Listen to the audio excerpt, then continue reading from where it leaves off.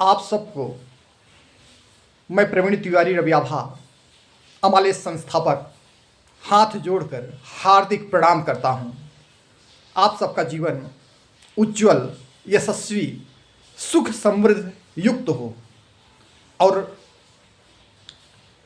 ईश्वर की असीम कृपा आप पर और आपके परिवार पर बनी रहे। दोस्तों,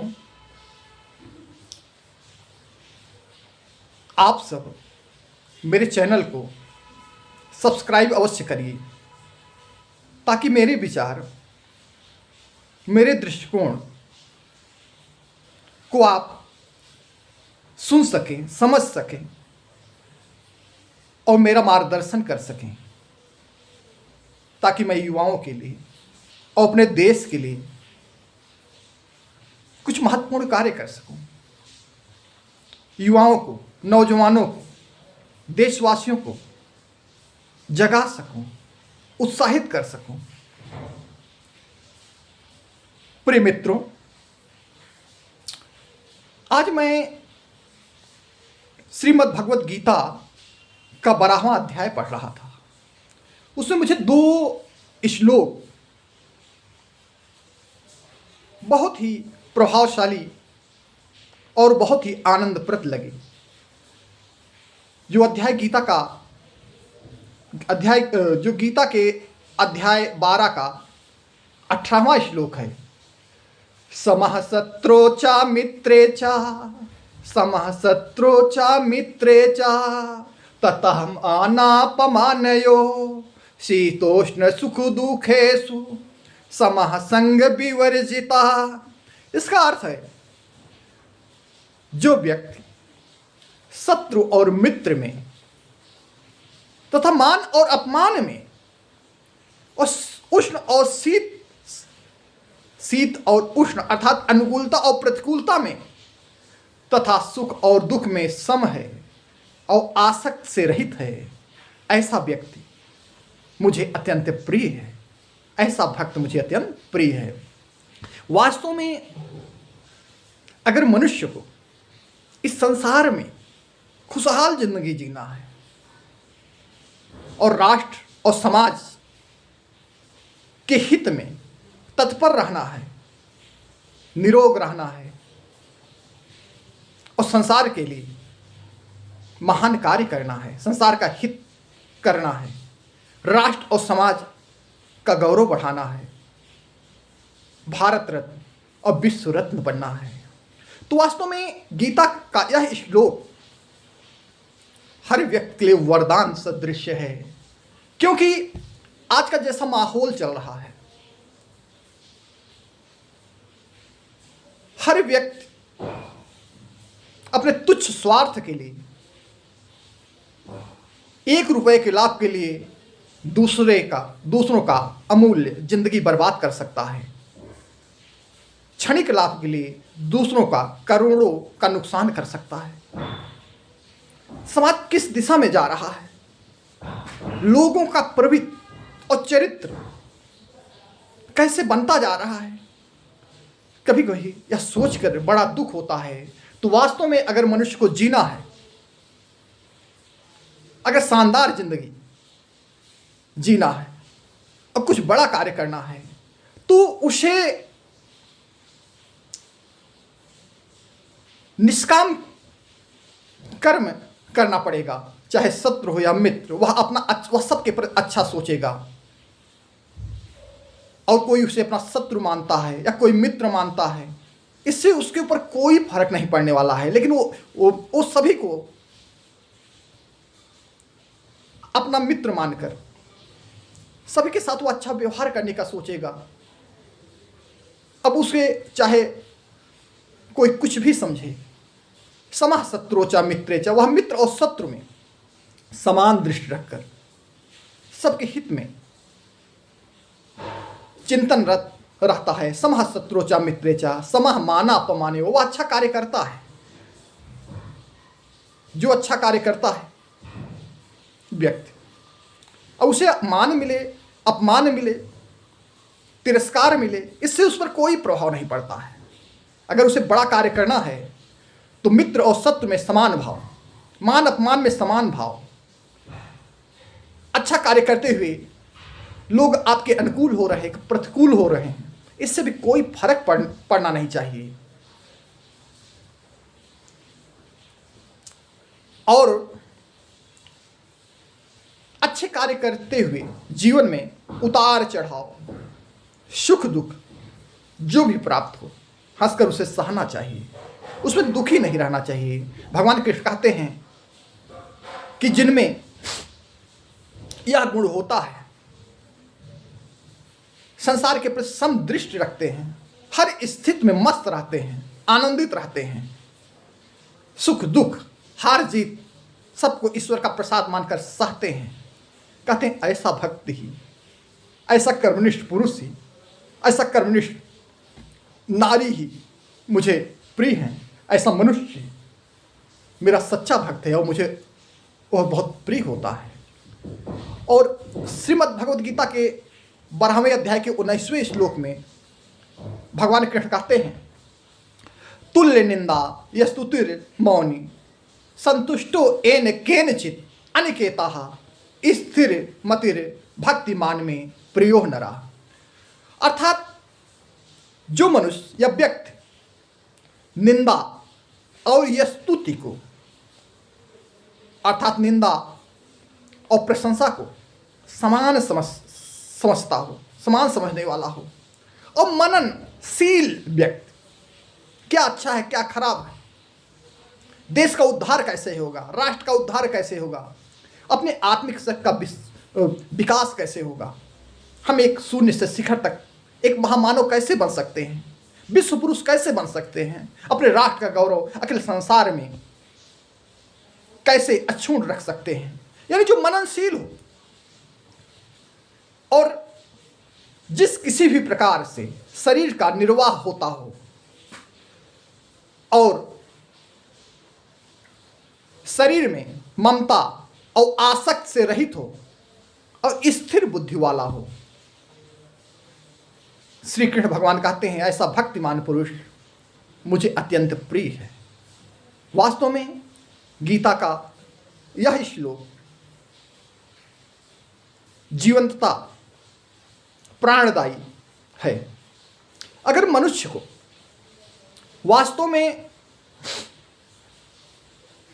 मानसिक और शारीरिक रूप से पूर्णतः स्वस्थ रहना है और मस्त रहना है, व्यस्त रहना है, स्वस्थ रहना है, तो वास्तव में उसे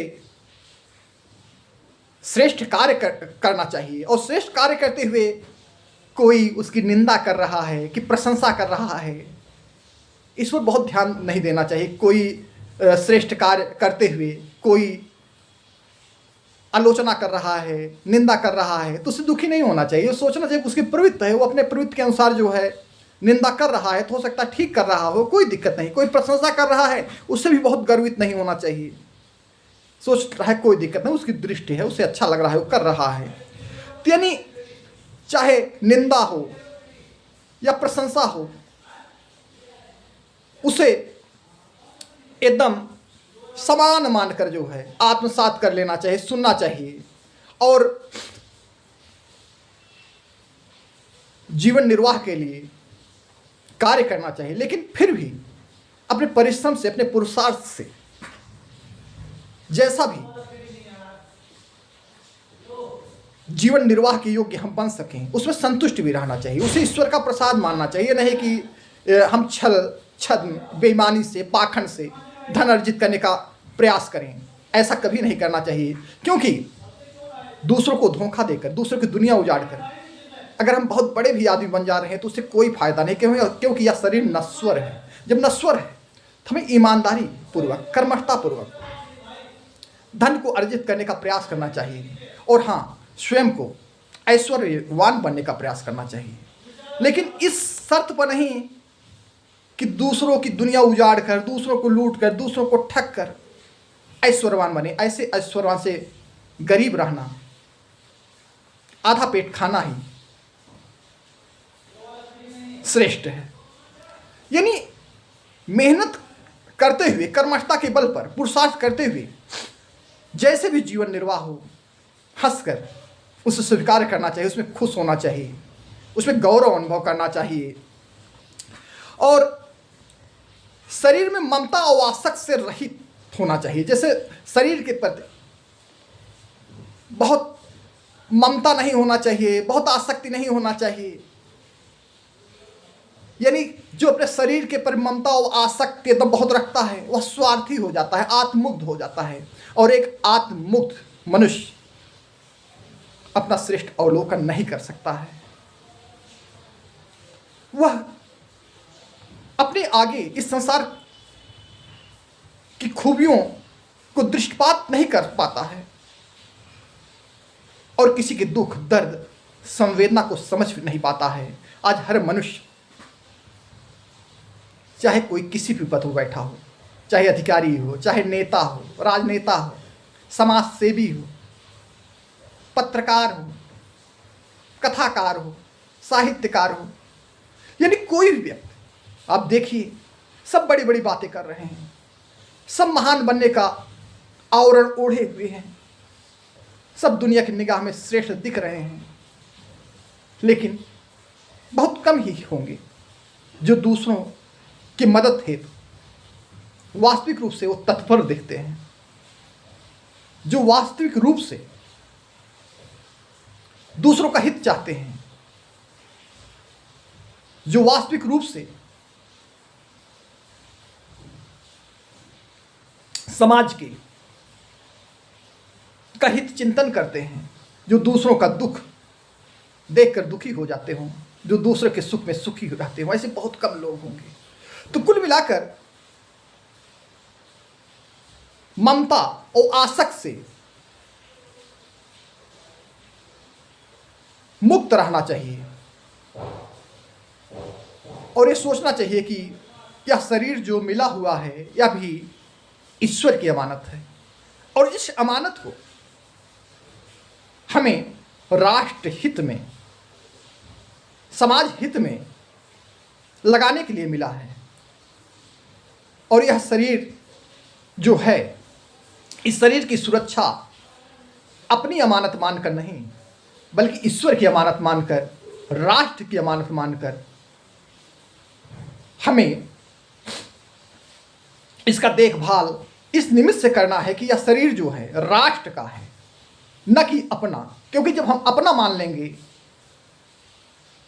तो अहंकार हो जाएगा और अहंकार होने के बाद इस शरीर को संतुष्ट करने के लिए तमाम तरीके से ढोक पाखंड रचेंगे, दिखावा करेंगे और जिससे संसार का बहुत अहित होगा और स्वयं का व्यक्तित्व नष्ट हो जाएगा। लेकिन जब हम इस शरीर के ममता और आशा से रहित होंगे, प्रभु की अमानत मानेंगे, तो ये प्रभु की अमानत मानकर इस शरीर का राष्ट्र हित में, समाज हित में जब हम सदुपयोग करना चाहेंगे तभी इसकी सार्थकता है, वरना यह शरीर नश्वर है और इसकी कोई सार्थकता है ही नहीं। और स्थिर बुद्धि, यानी आज हर व्यक्ति की बुद्धि चलायमान है। भाई देखा कि बड़े बड़े अधिकारी, बड़े बड़े नेता, राजनेता और पढ़े लिखे लोग, वो ये एक दृष्टि से ही कभी कभी दूसरों के विषय में सोचने लगते हैं। उनको कोई भी व्यक्ति आकर कुछ भी उनका ब्रेन वॉश कर देता है और ब्रेन वॉश करता है तो उसी को सत्य मानने लगते हैं। और सत्य क्या है उसका में जाते ही नहीं हैं। कभी कभी हम जो सुनते हैं, जो देखते हैं, वही सत्य नहीं होता है, कभी कभी उससे परे भी सत्य होता है। और श्रेष्ठ व्यक्ति वही है जो किसी का भी मूल्यांकन अनेकों दृष्टि से करता है, कूप मंडूक नहीं होता है, व्यापक दृष्टिकोण से दूरदर्शी होकर दूसरों का मूल्यांकन करता है। दूसरों के प्रति कुंठा और संकीर्णता से भर कर नहीं सोचता है बल्कि व्यापकता से सोचता है। हर व्यक्ति को ईश्वर की आकृति मानकर सोचता है कि किसी के साथ गलत सोचने का अधिकार नहीं है, किसी का तिरस्कार करने का अधिकार नहीं है, किसी को परेशान करने का अधिकार नहीं है। जब व्यक्ति इस तरीके से सोचता है तभी उसकी बुद्धि स्थिर कही जाती है। और एक जो स्थिर बुद्धि का व्यक्ति है वही समाज के लिए उपयोगी है, और अस्थिर व्यक्ति जिसकी बुद्धि स्थिर नहीं है, अस्थिर है, वह कब कितना नीचे गिर जाए कुछ कहा नहीं जा सकता है। और वह जिस पद पर बैठेंगे उस पद पर पता नहीं कितने लोगों को मानसिक यातना पीड़ा तो देंगे ही, और समाज को भी खोखला करते रहेंगे, और ऐसे व्यक्ति का होना न होने के बराबर है। तो श्री कृष्ण भगवान कह रहे हैं कि जो प्रशंसा और निंदा को समान समझने वाला हो, मान अपमान को समझने वाला हो, सुख दुख को समान समझने वाला हो,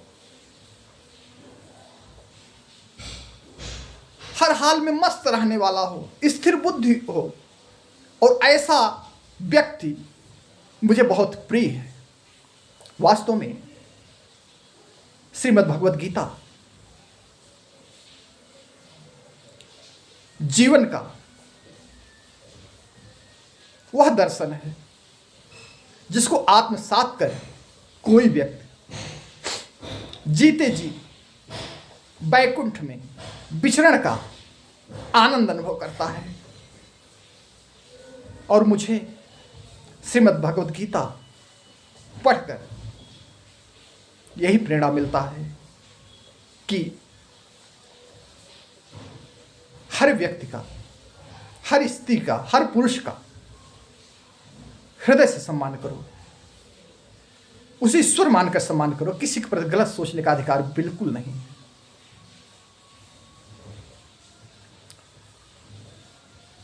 कोई भी व्यक्ति हो, किसी भी जाति का व्यक्ति हो, हमें किसी के विषय में गलत सोचने का अधिकार कतई नहीं है।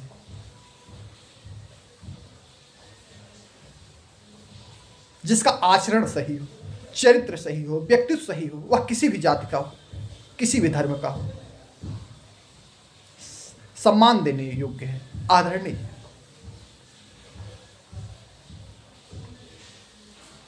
और जिसका व्यक्तित्व ओछा हो,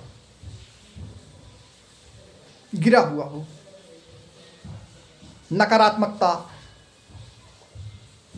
जिसके अंदर कूट कूट कर विराजमान हो, वह व्यक्ति चाहे जहां जन्म लिया हो, चाहे जितने बड़े घर में जन्म लिया हो, चाहे जिस जाति में हो, वर्ण में हो, संप्रदाय में हो, वही सबसे नीच है।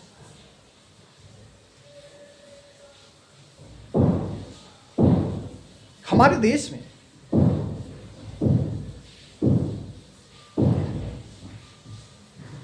तो बहुत से महापुरुष हुए हैं जो अपने कर्म के बल पर, पुरुषार्थ के बल पर मानव से महामानव बन गए। हर व्यक्ति के अंदर एक ब्राह्मण है, वो किसी भी जाति का हो। जब वो श्रेष्ठ कर्म करता है तो उसका ब्राह्मणत्व जागृत होने लगता है, और वह वास्तव में महान आत्मा का चरम प्रकाश बन जाता है। कबीरदास, रैदास, तुलसीदास, सूरदास, कालिदास, तमाम जो महापुरुष हुए हैं,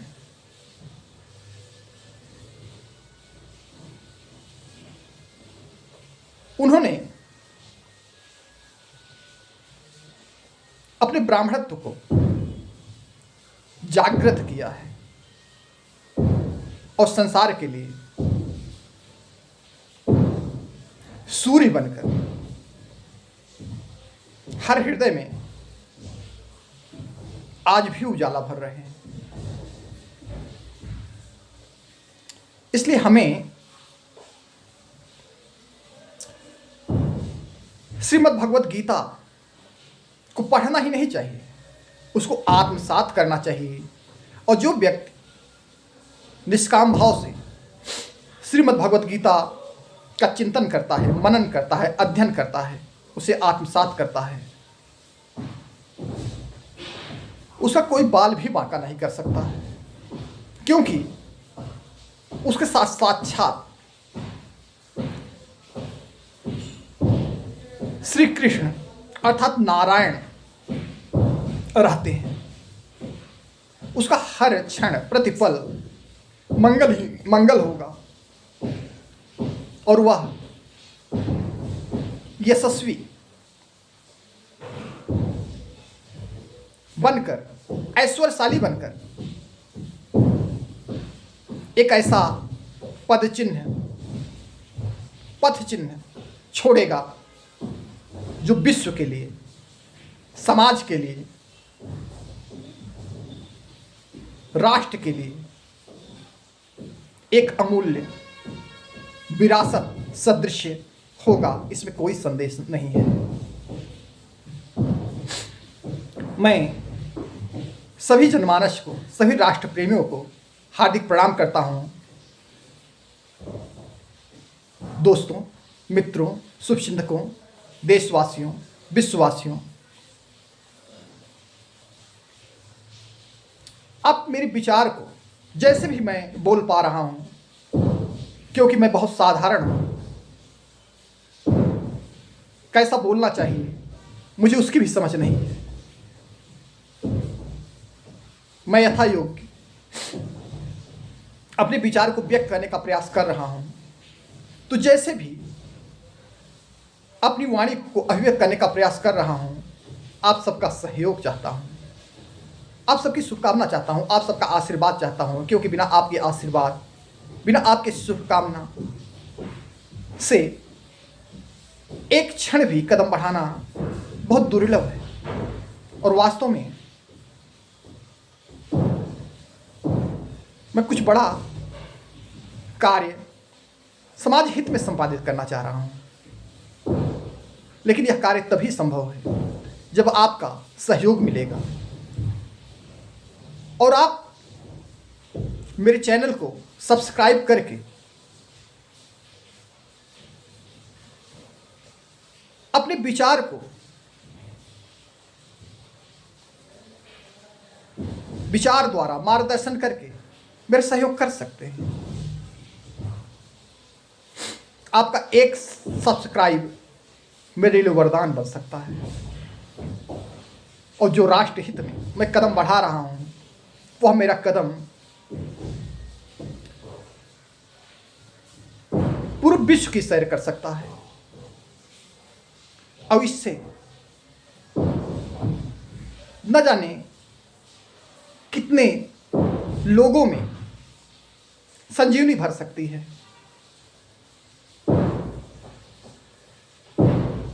और अगर आप मेरे चैनल को सब्सक्राइब करेंगे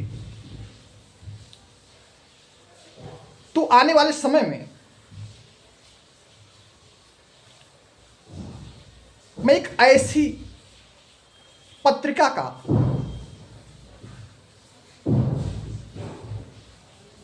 जो शिक्षा से परिपूर्ण होगी संपादन भी करूंगा, जो आप सबके लिए, राष्ट्र के लिए अमूल्य धरोहर होगा। इसलिए मेरे चैनल को आप सब्सक्राइब करिए और अपना आशीर्वाद भी मुझे दीजिए। और मेरी अभिव्यक्ति में जो त्रुटियां हो उसको क्षमा करिए और आप अपने विचार से मेरा मार्गदर्शन भी करिए। और आपको मैं हृदय से प्रणाम करता हूं। जय हिंद, जय भारत। मैं प्रवीण तिवारी, रविया भा, अमलेश संस्थापक, आपको कोट कोट प्रणाम।